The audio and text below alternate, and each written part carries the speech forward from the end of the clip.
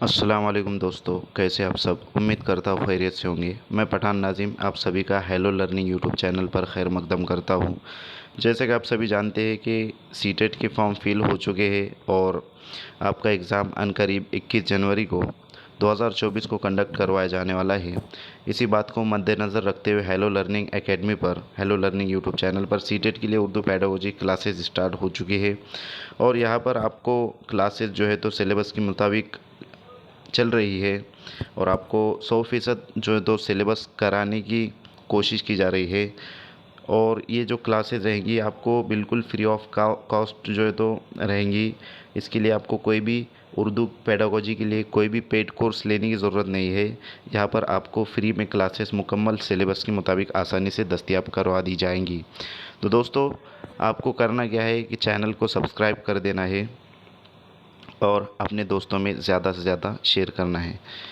आज के इस वीडियो में जो है तो उर्दू पेडागोजी के 30 सवालात डिटेल डिस्कशन हम करने वाले हैं जो गुज़िश्ता साल पूछे गए हैं और बार बार ऐसे रिलेटेड क्वेश्चंस सीटेट की उर्दू पेडागोजी में आते हैं। आज का ये वीडियो आपके लिए बहुत ही हेल्पफुल होने वाला है, जिसके ज़रिए आप सीटेट में बेहतरीन स्कोर कर सकते हो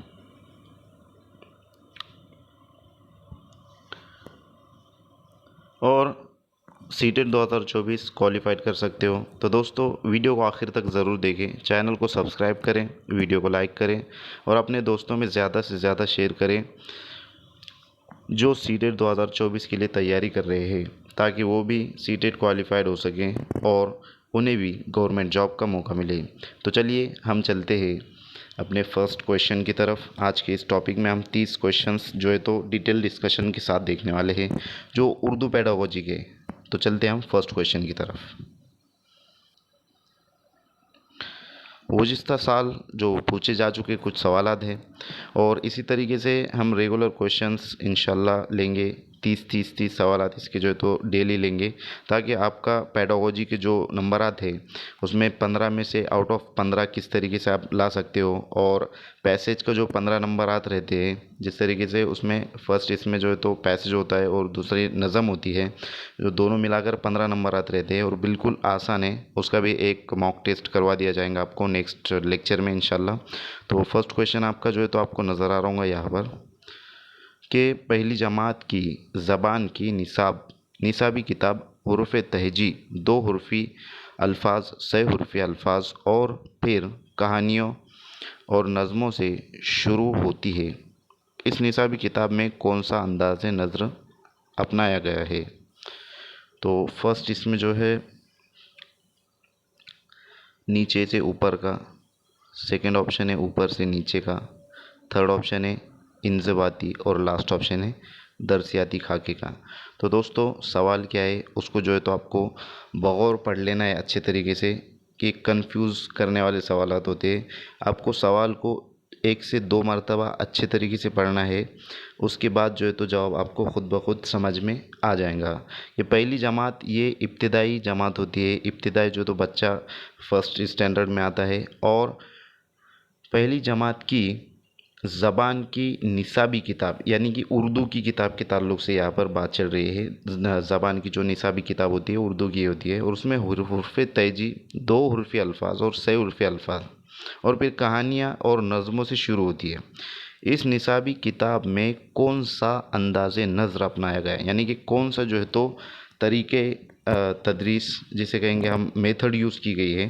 तो ये जो इसका जो आंसर रहेगा वो ऊपर से नीचे नहीं रहेगा, ये गलत हो जाएगा। इंज़िबाती भी नहीं रहेगा और दरसियाती खाके का भी नहीं रहेगा, बल्कि जो राइट आंसर रहेगा वो रहेगा option is first. Right answer रहेगा नीचे से ऊपर का, क्योंकि हुरूफ़ तहजी, उसके बाद जो है तो 2 हुर्फ़ी, उसके बाद 6 हुर्फ़ी, इस तरीके से कहानियाँ और नज़में। तो ये फर्स्ट ऑप्शन हमारा राइट आंसर रहेगा। सेकंड क्वेश्चन की तरफ हम चलते हैं।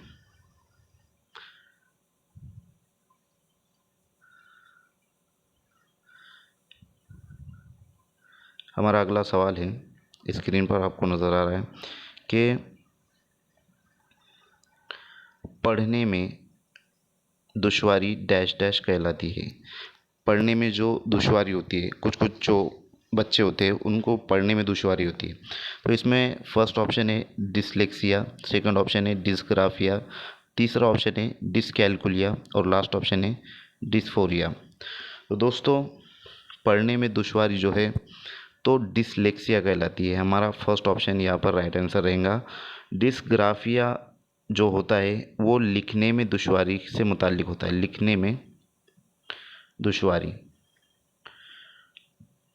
और उसके बाद डिसकैलकुलिया जो होता है वो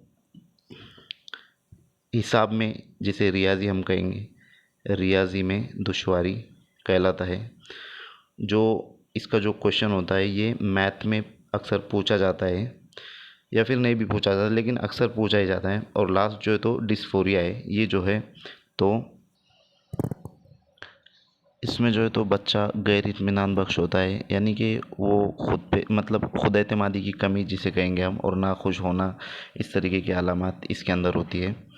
उसके बाद नेक्स्ट क्वेश्चन की तरफ हम चलते हैं। हमारा अगला सवाल है, आपको जो है तो नज़र आ रहा है कि ज़बान की क्लास में लिखने की शुरुआत करने के लिए उस्ताद को चाहिए कि, यानी कि जो ज़बान की क्लासरूम है उसमें उस्ताद को लिखने की शुरुआत किस तरीके से करनी चाहिए।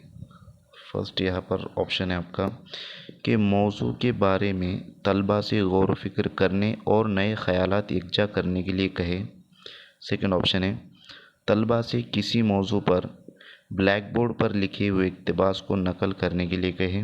थर्ड ऑप्शन है तलबा से मुख्तलिफ इक़्तिबास पढ़कर स्कूल आने के लिए कहे। और लास्ट ऑप्शन है कि तलबा से खुशखत लिखने के लिए कहे। तो दोस्तों हमारा इसका जो राइट आंसर रहेगा कि ज़बान की क्लास में लिखने की शुरुआत बताया गया है, लिखने की शुरुआत करने के लिए उस्ताद को क्या करना चाहिए। तो हमारा जो राइट आंसर रहेगा वो रहेगा तलबा को तलबा से खुश ख़त लिखने के लिए कहा जाए, ये राइट आंसर रहेगा। नेक्स्ट क्वेश्चन की तरफ हम चलते हैं। अगला सवाल है हमारा 4 नंबर का कि एक बच्चा बुनियादी तौर पर मादरी ज़बान सीखता है। तो जो बच्चा होता है कि बुनियादी तौर पर मादरी ज़बान कैसे सीखता है, तो फर्स्ट जो ऑप्शन रहेगा हमारा वो रहेगा सुनकर, सेकंड ऑप्शन है बोलकर, थर्ड ऑप्शन है लिखकर और लास्ट ऑप्शन है रस्मी आमोजिशी माहौल में। तो दोस्तों बच्चा जो होता है वो सुनकर ज़बान को सीखता है। तो हमारा जो राइट आंसर रहेगा वो फर्स्ट ऑप्शन रहेगा। नेक्स्ट क्वेश्चन की तरफ हम चलते हैं। हमारा अगला सवाल है कि दर्ज झेल में किसका शुमार तख्लीकी महारतों में होता है। तख्लीकी महारत, इससे पहले भी जो लेक्चर हुआ है हमारा गुज़िश्ता, तो उसके अंदर ये क्वेश्चन जो है तो हो चुके हैं, लेकिन एक बार फिर आपके सामने जो है तो ये दोहराए जा रहे हैं ताकि आपको याद रहे, और अगर इससे रिलेटेड कोई क्वेश्चन आता है तो आपका वो गलत ना हो। तो फर्स्ट ऑप्शन है पढ़ना और लिखना, सेकंड ऑप्शन है पढ़ना और सुनना, थर्ड ऑप्शन है बोलना और लिखना और लास्ट ऑप्शन है बोलना और सुनना। तो दोस्तों तख्लीकी महारत से मुताल्लिक जिसे तख्लीकी महारत, तो हमारा जो राइट आंसर रहेगा वो रहेगा बोलना और लिखना, ये तख्लीकी महारत है। और एक होता है अख्ज़ी महारत, अख्ज़ी महारत कहते हैं। तो बोलना और लिखना 4 महारतें, सुनना, बोलना, लिखना और पढ़ना। तो बोलना और लिखना, उसके बाद सुनना और पढ़ना, इसे सुनना और पढ़ना इसे अग़ज़ी महारत कहेंगे, जिसे तहस्सुली महारत भी कहते हैं। नेक्स्ट क्वेश्चन की तरफ हम चलते हैं। हमारा अगला सवाल है आज का सवाल नंबर 6 है कि तीसरी जमात के तलबा को एक नज़म पढ़ने के बाद करवीना ने फ़ैसला किया कि उन्हें कुछ काम दे। दर्ज झेल में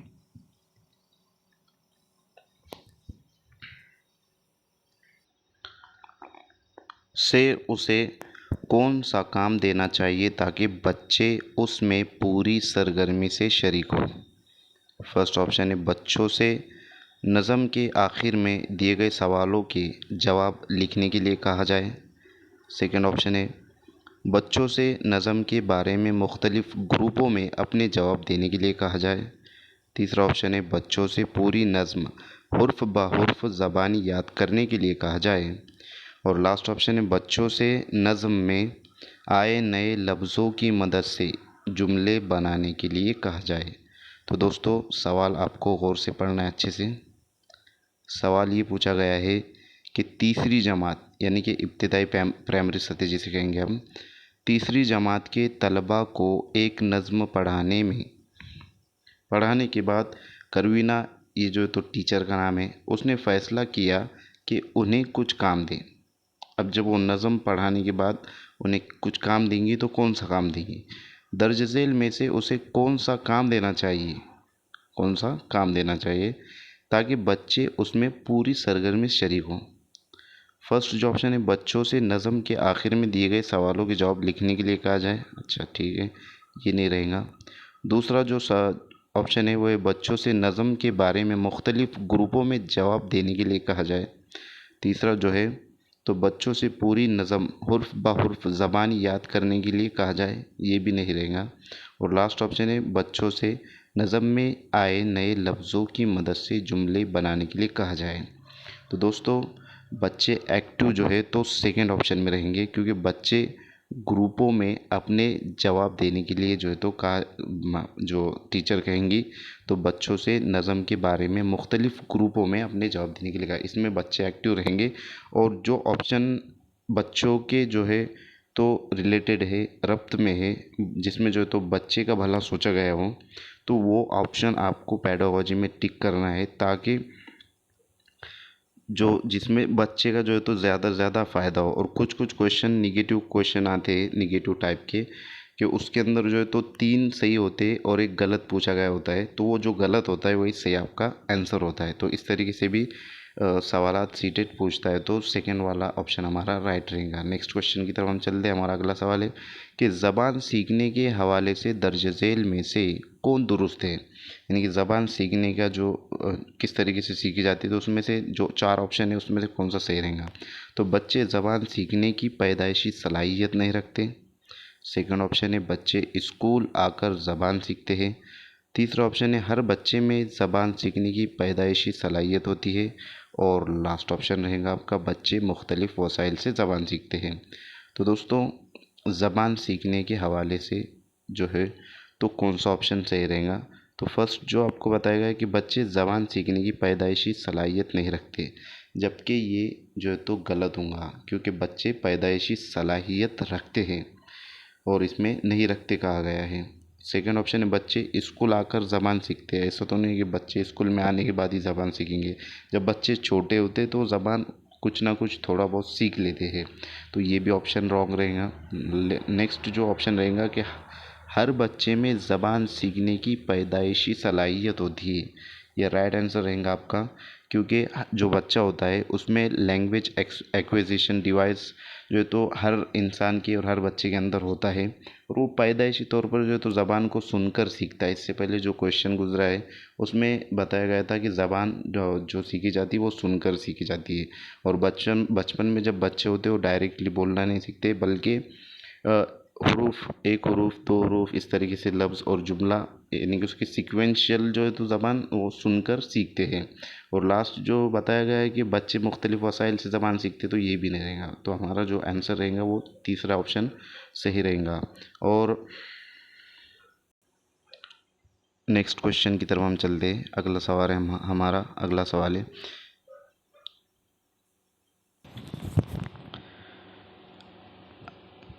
ज़बान सीखने के लिए दर्ज झेल में से कौन सबसे अहम है, यानी कि जो ज़बान सीखी जाती है तो उसमें सबसे ज़्यादा अहम क्या रहेगा। तो फर्स्ट ऑप्शन है तदरीसी आमोजिशी मवाद जिसे TLM का इस्तेमाल, TLM जिसे टीचिंग लर्निंग मटेरियल कहा जाता है। दूसरा ऑप्शन है समाजी तामुल, तीसरा ऑप्शन है किताबें पढ़ना, और लास्ट ऑप्शन है फिल्में या ड्रामे देखना।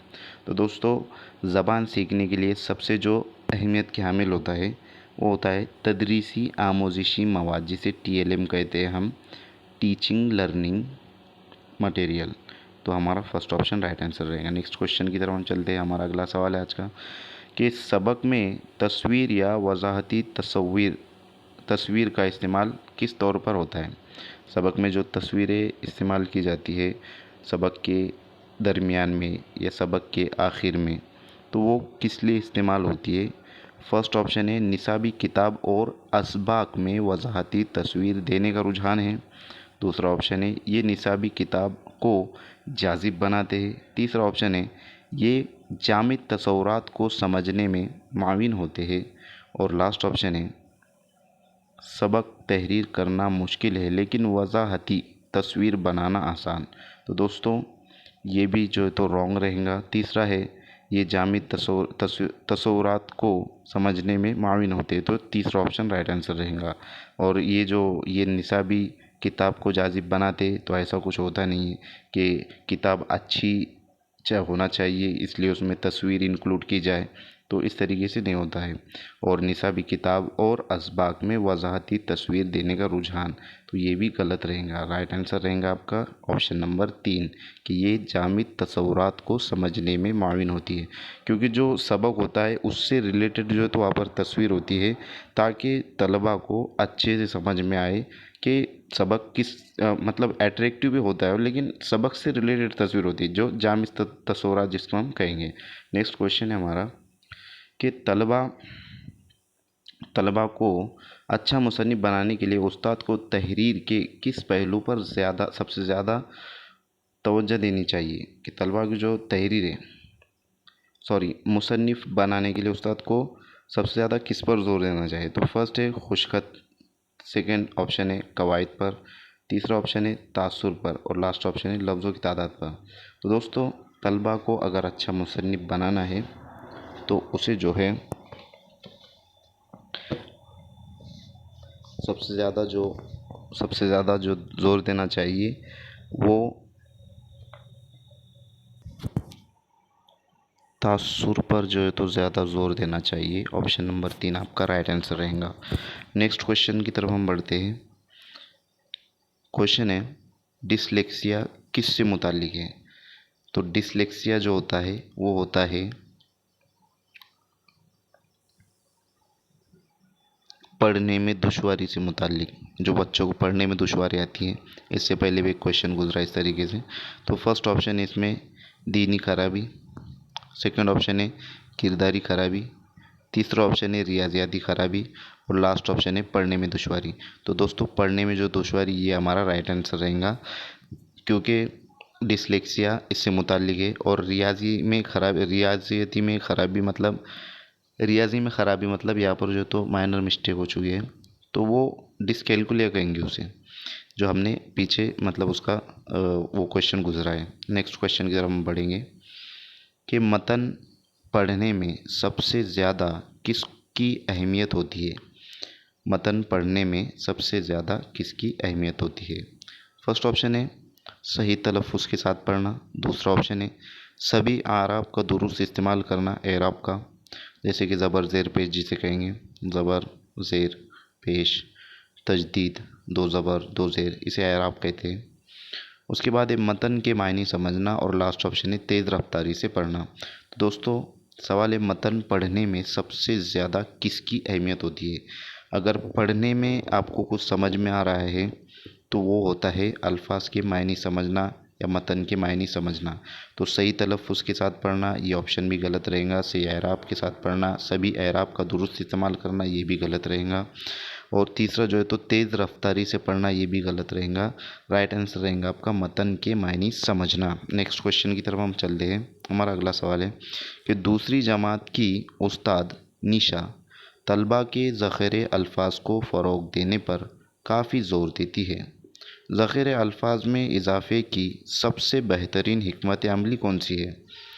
फर्स्ट ऑप्शन है तलबा नया सबक पढ़ने से पहले तमाम नए अल्फाज याद कर ले। सेकंड ऑप्शन है तलबा मौजूदा सियाक में नए अल्फाज के मायने के बारे में कयास करें। तीसरा ऑप्शन है तलबा तमाम नए या मुश्किल अल्फाज के लिए लुग़त देखें। और आखिरी ऑप्शन है कि तलबा सबक में आए तमाम नए और मुश्किल अल्फाज को निशान ज़द करे और फिर उनके मायने याद करें। तो दोस्तों जहाँ पर याद करने से रिलेटेड रहेगा ऑप्शन, तो उसे डायरेक्टली आपको कट कर देना है। जिसमें जो है तो याद करना है या मतलब रोट लर्निंग जिसे कहेंगे, तो उसको कट कर देना है। तीसरा, तलबा तमाम नए या मुश्किल अल्फाज को लुगत में देखे, ये भी कुछ हद तक ठीक है।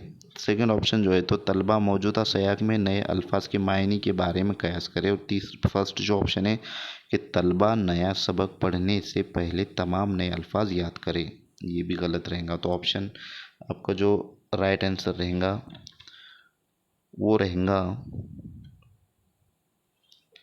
ऑप्शन नंबर कि दूसरी जमात की जो उस्तानी है निशा, ज़ख़ीर अल्फाज को फ़रोग़ देने में काफ़ी ज़ोर देती है। ज़ख़ीर अल्फाज में इजाफ़े की सबसे बेहतरीन हिकमत अमली।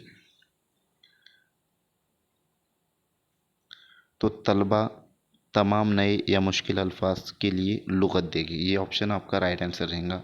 इससे जो है तो ज़ख़ीर अल्फाज में इजाफ़ा होगा।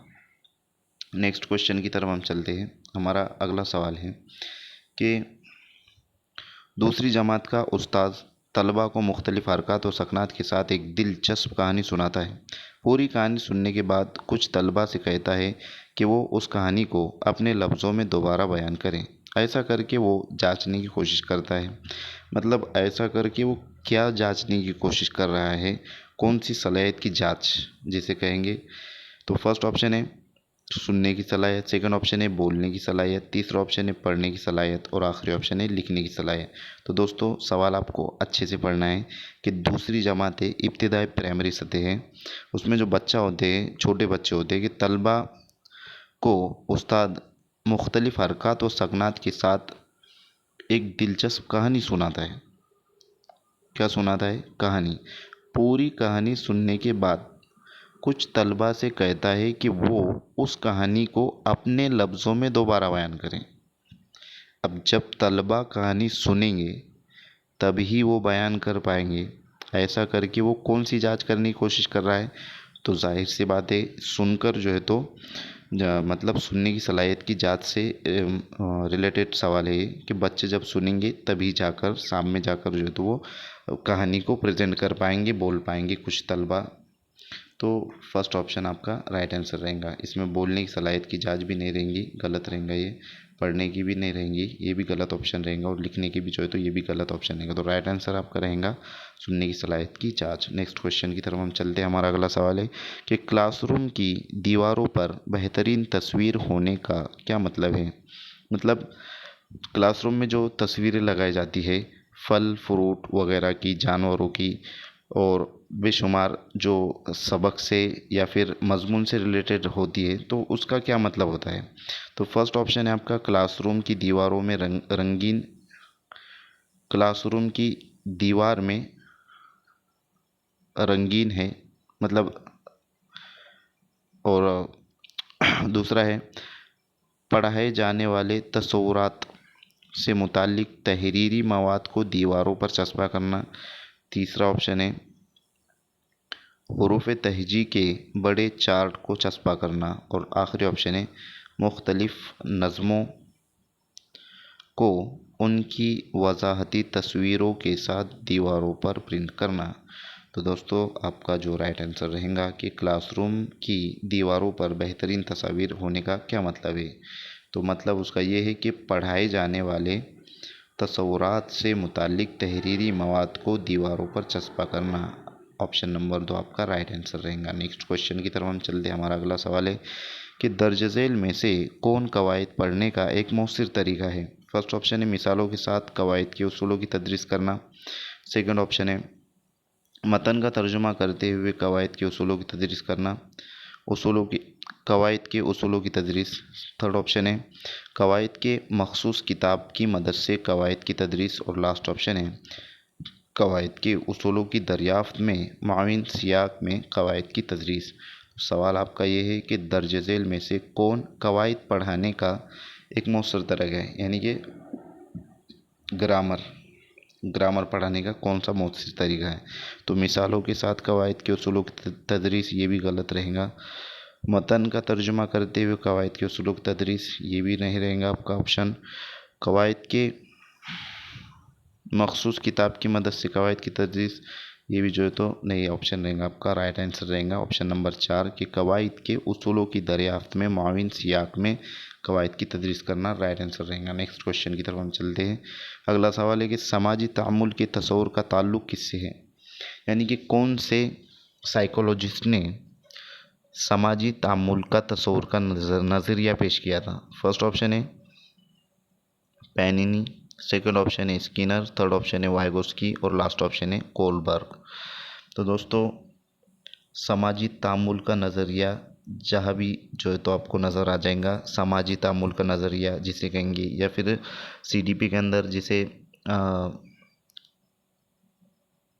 सोशियो कल्चर थ्योरी कहते हैं, जिसमें सोशल कल्चर और लैंग्वेज आता है, तो वो वाइगोस्की का है। लेव वाइगोस्की जिसको कहेंगे कहते हैं, ये एक साइकोलॉजिस्ट थे और इन्होंने सोशियो कल्चर थ्योरी पेश किया था, एक नज़रिया पेश किया था।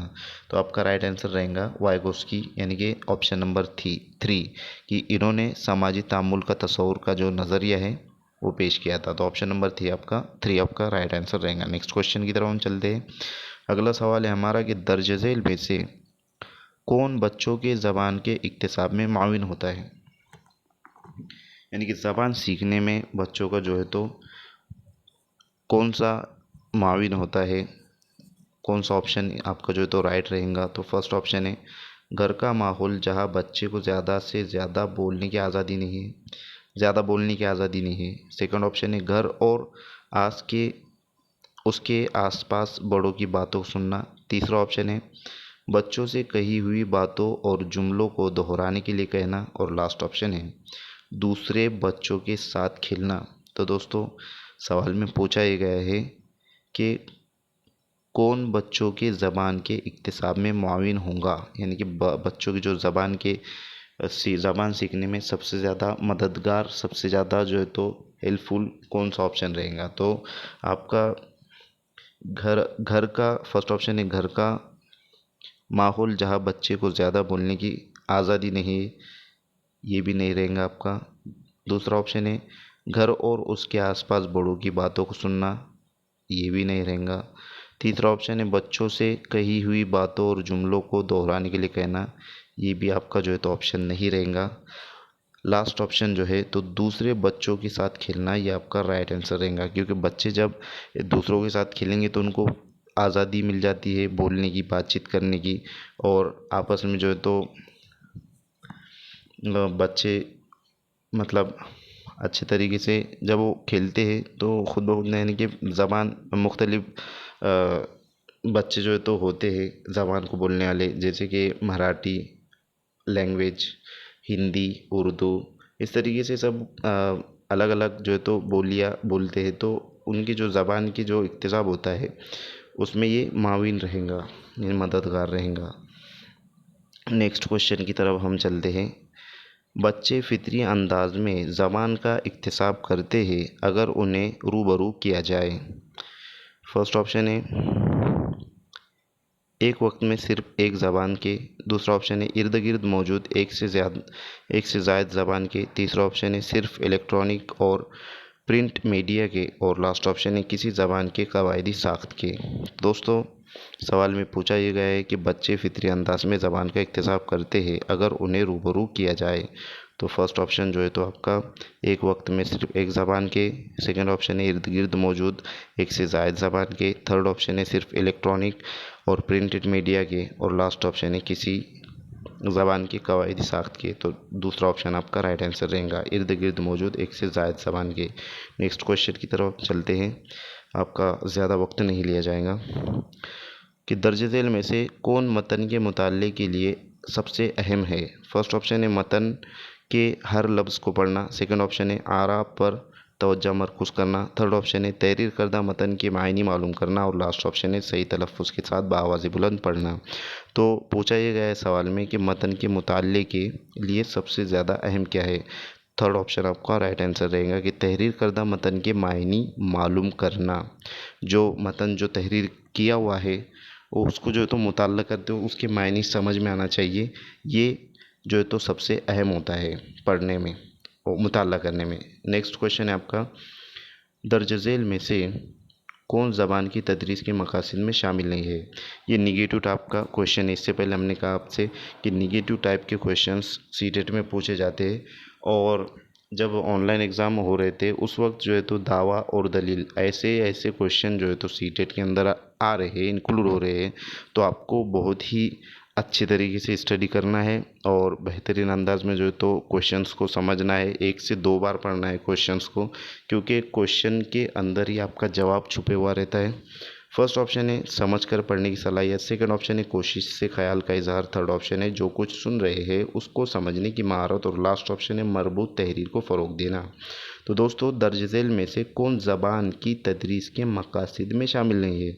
तो समझ कर पढ़ने की सलाहियत ये शामिल है, जो कुछ सुन रहे हैं उसको समझने की महारत ये भी जो है तो तदरीस के मकासद में शामिल है, और मरबूत तहरीर को फ़रोग देना ये भी शामिल है। तो कोशिश से ख्याल का इजहार ये ऑप्शन गलत है और आपका आंसर सही है, यानी कि सेकंड आंसर आपका राइट आंसर रहेगा। निगेटिव टाइप का ये क्वेश्चन था। 22 नंबर का आपका सवाल है कि सूतियाती आगाही ज़्यादातर मुताल्लिक होती है। फर्स्ट ऑप्शन है सुनने की सलाहियत से, सेकंड ऑप्शन है बोलने की सलाहियत से, थर्ड ऑप्शन है पढ़ने की सलाहियत से, और लास्ट ऑप्शन है लिखने की सलाहियत से। तो दोस्तों सूतियाती आगाही ये जो है तो पढ़ने की सलाहियत से मुंसलिक होती है। थर्ड ऑप्शन आपका राइट आंसर रहेगा। अगला सवाल है नोम चॉम्स्की का मानना है कि बच्चों में ज़बान की कुदरती महारत होती है, यानी उसके फर्स्ट ऑप्शन है इक्तिसाब की, सेकंड ऑप्शन है नकल की, थर्ड ऑप्शन है तब्दीली की, और लास्ट ऑप्शन है तर्जुमे की। दोस्तों इक्तिसाब की जो है तो नोम चॉम्स्की का मानना है कि बच्चों में ज़बान की कुदरती महारत होती है, इक्तिसाब की होती है। फर्स्ट ऑप्शन आपका राइट आंसर रहेगा। नेक्स्ट क्वेश्चन की तरफ हम चलते हैं कि ज़बान की महारतों की तदरीस होनी चाहिए। तो ज़बान की महारतों की जो तदरीस होती है वो किस तरीके से होनी चाहिए। फर्स्ट ऑप्शन है नकल के ज़रिए, तो जहाँ पर नकल या फिर याद करना आएगा उसको कट कर देना है आपको। दूसरा है अलग थलग, ये भी नहीं रहेगा। तीसरा है जो है तो तफसीली वज़ाहत के ज़रिए, ये भी नहीं रहेगा। तो बचा आपका लास्ट ऑप्शन, तो ये राइट आंसर रहेगा कि एक मरबूत अंदाज में जो है तो ज़बान की महारतों की तदरीस होनी चाहिए, एक मरबूत अंदाज में, यानी कि तरतीब से, ताकि बच्चों को समझने में आसानी हो। नेक्स्ट क्वेश्चन की तरफ हम चलते हैं कि उस्तानी इब्तिदाई दर्जात के तलबा को कुछ तस्वीर बनाने और उनमें रंग भरने के लिए कहती है, इस तरह वो क्या कर रही है, यानी कि इससे रंग भरने के लिए कह रही है, तो मतलब इससे क्या ज़ाहिर हो रहा है और क्या करना चाह रही है, कौन सी सलाहियत को उजागर करना चाह रही है। तो फर्स्ट ऑप्शन है क्लास में खामोशी बनाए रखने के लिए तलबा को मसरूफ़ रखती है, सेकंड ऑप्शन है लतीफ़ उर्की महारत को फ़रोग दे रही है, थर्ड ऑप्शन है उभरते फ़नकार बच्चों को मौके फराहम कर रही है, और लास्ट ऑप्शन है बच्चों को सिर्फ काम में मशगूल शामिल कर रही है। तो दोस्तों तस्वीर बनाने और उसमें रंग भरने में जो है तो बच्चों की उंगलियों की मसल्स का इस्तेमाल हो रहा है, जिसे हम हुर्की महारत कहते हैं। हुर्की महारत फाइन मोटर स्किल जिसे कहेंगे, फाइन मोटर स्किल। तो लतीफ़ उर्की महारत को फ़रोग दे रही है, सेकंड ऑप्शन आपका राइट आंसर रहेगा। एक होता है फाइन मोटर स्किल्स और दूसरा होता है ग्रॉस मोटर, ये सीडीपी में पूछा जाता है। ग्रॉस मोटर में बड़ी मसल्स आती है और फाइन मोटर में जो है तो छोटी मसल्स होती है। जैसे छोटी मसल्स आपका पपनियों की भइयों की मसल्स, उंगलियों की मसल्स, और बड़ी मसल्स में ग्रॉस मोटर में जो है तो आर्म्स की मसल्स, लेग्स की मसल्स, आपकी बड़ी बड़ी मसल्स जो है तो इसके अंदर इंक्लूड होती है। जैसे कि भागना है तो ये ग्रॉस मोटर की मिसाल है। और एक इससे रिलेटेड एक क्वेश्चन हमेशा आता है बाकायदा जो है तो कि एक मतलब बच्ची है और वो अपने पैरों की उंगलियों को रेत में जो है तो मतलब खेल रही है उससे, तो उसकी जो यहाँ पर कौन सी मोटर स्किल्स का जो है तो यूज़ होगा, तो इसमें फाइन मोटर होगा, क्योंकि छोटी उंगलियों में छोटी छोटी मसल्स होती हैं, तो फाइन मोटर स्किल्स यहाँ पर यूज़ होंगी। नेक्स्ट क्वेश्चन की तरफ हम चलते हैं, जिसे उर्दू में हुर्की महारत कहते हैं, फाइन मोटर को। दर्ज झेल में से कौन से अमल ज़बान के बोलने की महारत को फ़रोग देने में सबसे ज़्यादा माविन होंगे। फर्स्ट ऑप्शन है इनफरादी और इज्तिमाई तौर पर नज़मों को पढ़ना। सेकंड ऑप्शन है रोल प्ले में शिरकत। थर्ड ऑप्शन है दरसी किताब के किसी सबक का उस्ताद के बाद इज्तिमाई तौर पर पढ़ना। और लास्ट ऑप्शन है उस्ताद के बाद इज्तिमाई तौर पर नज़मों के सही तलफ़्फ़ुज़ की मशक़ करना। तो दोस्तों सवाल में पूछा गया है कि दर्ज झेल में से कौन से अमल ज़बान के बोलने की महारत को फ़रोग़ देने में सबसे ज़्यादा माविन होंगे। तो इनफरादी और इज्तिमाई तौर पर नज़मों को पढ़ना, ये भी आपका जो है तो नहीं रहेगा। और रोल प्ले में शिरकत, ये आपका ऑप्शन राइट आंसर रहेगा। रोल प्ले में शिरकत करना, तो उससे जो है तो बोलने की महारत को फ़रोग़ देने में सबसे ज़्यादा मुआविन और मददगार रोल प्ले रहेगा। नेक्स्ट क्वेश्चन की तरफ हम चलते हैं। हमारा अगला सवाल है कि तीसरी जमात का उस्ताद तलबा से कहानी को इस तरतीब से बयान करने के लिए कहता है जैसा कि सबक में दिया गया है। ये सरगर्मी मुआविन होंगी, यानी कि सरगर्मी कैसे मुआविन होंगी? तो इबारत को समझ कर पढ़ने में, काबिल फ़हम मवाद, लिखने की महारत में लिखने की महारत के इजाफे में, और तलबा के बात करने के वक्त के इजाफे में। तो दोस्तों तीसरी जमात है, इब्तिदाई सतह की जो है तो जमात है, उस्ताद तलबा से कहानी को इस तरतीब से बयान करने के लिए कहता है जैसा कि सबक में दिया गया है। तो ये इबारत को समझकर पढ़ने में, ये आपका ऑप्शन राइट आंसर रहेगा। एक बात गौर कीजिए, आपके फर्स्ट पेपर के अंदर पहली से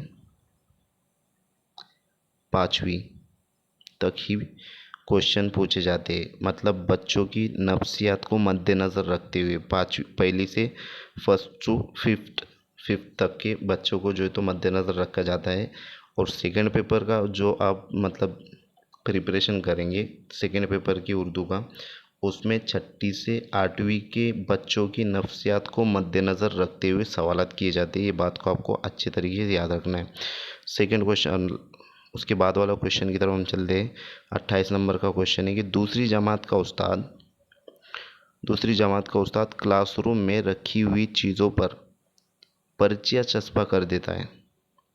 मतलब क्लासरूम में बेंच है, टेबल है, चौक बॉक्स है, डस्टर है, इस तरीके से मुख्तलिफ बहुत सारी चीज़ें होती है, कुर्सी है, मेज़ है, तो उस पर पर्चियाँ चस्पा कर दे रहा है टीचर। तहरीर करदा लफ्ज़ असल चीज़ से मरबूत करने में तलबा की मदद करते हैं। अब जब उसके ऊपर चस्पा की हुई जो पर्चियाँ है उस पर नाम डले हुआ है, तो असल चीज़ से मरबूत करने में जो तो तलबा की मदद करते हैं, जो तहरीर करदा लफ्ज़ है। तो इस तरह की सरगर्मी तलबा के किस सलाहियत को निखारने में बहुत माविन होंगी? कौन सी सलाहियत को? तो फर्स्ट ऑप्शन है कवायद, सेकंड ऑप्शन है तहरीरी महारत, थर्ड ऑप्शन है ज़ख़ीर अल्फाज, और लास्ट ऑप्शन है लिखावट। दोस्तों हर एक चीज़ पर मतलब पर्चियाँ चस्पा की हुई है, उससे तलबा के ज़ख़ीर अल्फाज में इजाफ़ा होगा और तलबा का जो है तो ज़ख़ीर अल्फाज बढ़ेगा। तो थर्ड ऑप्शन आपका राइट आंसर रहेगा। नेक्स्ट क्वेश्चन है, सेकंड लास्ट वाला क्वेश्चन है आपका। उम्मीद करता हूँ कि आपको अब तमाम को जो है तो क्वेश्चन समझ में आ रहे होंगे। अगर कोई क्वेश्चन गलत है तो कमेंट बॉक्स में जो है तो आप बिल्कुल कमेंट कर सकते हो कि सर ये क्वेश्चन आपका गलत है, तो आपको जो है तो उसको दुरुस्त करवा के मतलब उसकी पोस्ट डाल दी जाएंगी। तो मैं उम्मीद करता हूँ कि पूरे क्वेश्चन सही होंगे। नेक्स्ट अब 29 नंबर का जो सवाल है कि दर्ज झेल में से कौन बच्चे की लिसानी महारत की जाँच में कम मौसर है? फर्स्ट है कहानी सुनना, सेकंड ऑप्शन है कहानी लिखना, थर्ड ऑप्शन है किसी हादसे को बयान करना, और लास्ट ऑप्शन है इमला। तो दोस्तों दर्ज झेल में से कौन बच्चे की लिसानी महारत की जांच में कम मौसर है? निगेटिव टाइप का क्वेश्चन है। तो कहानी सुनना, ये भी जो है तो लिसानी महारत की जांच में मौसर है। कहानी लिखना भी है, किसी हादसे को बयान करना ये भी है, लेकिन इमला जो है तो ये कम मौसर है। तो आपका जो राइट आंसर रहेगा वो ऑप्शन नंबर 4 रहेगा। नेक्स्ट क्वेश्चन है आपका, लास्ट क्वेश्चन है आज का, ये इस सेशन का जो है तो लास्ट क्वेश्चन है। इसके बाद जो है तो नेक्स्ट लेक्चर में हम 31 से 60 यानी कि 30 क्वेश्चन देखेंगे इंशाल्लाह। तो उम्मीद करता हूँ कि आपको लेक्चर जो है तो मतलब अच्छा लगा होगा। और अगर आपको हमारा ये वीडियो अच्छा लगा तो बिल्कुल जो है तो आप अपने दोस्तों में ज़्यादा से ज़्यादा शेयर कीजिए, चैनल को सब्सक्राइब कीजिए और बेल आइकन को प्रेस कीजिए ताकि आने वाली वीडियो की नोटिफिकेशन आप तक पहुंचे। और आपका उर्दू में हम चाहते हैं कि बिल्कुल ज़्यादा से ज़्यादा स्कोर हो, क्योंकि उर्दू ये स्कोरिंग सब्जेक्ट होता है हमारा। और इसमें अगर हम मतलब हमारी मादरी ज़बान भी है और हमारा एजुकेशन उर्दू में हुआ है, तो आपको बिल्कुल जो है तो उर्दू में ज़्यादा से ज़्यादा मार्क हासिल करना है। तो लास्ट हमारा आज का क्वेश्चन है कि दर्ज झेल में से कौन सा सवाल बच्चों की ज़बान की सलाहियत के इजाफे में सबसे ज़्यादा माविन होगा। तो बच्चों की ज़बान की सलाहियत के इजाफे में कौन सा ऑप्शन सबसे ज़्यादा माविन और मददगार होगा। फर्स्ट ऑप्शन है अपनी पसंदीदा किताबों में से किसी एक का नाम। सेकंड ऑप्शन है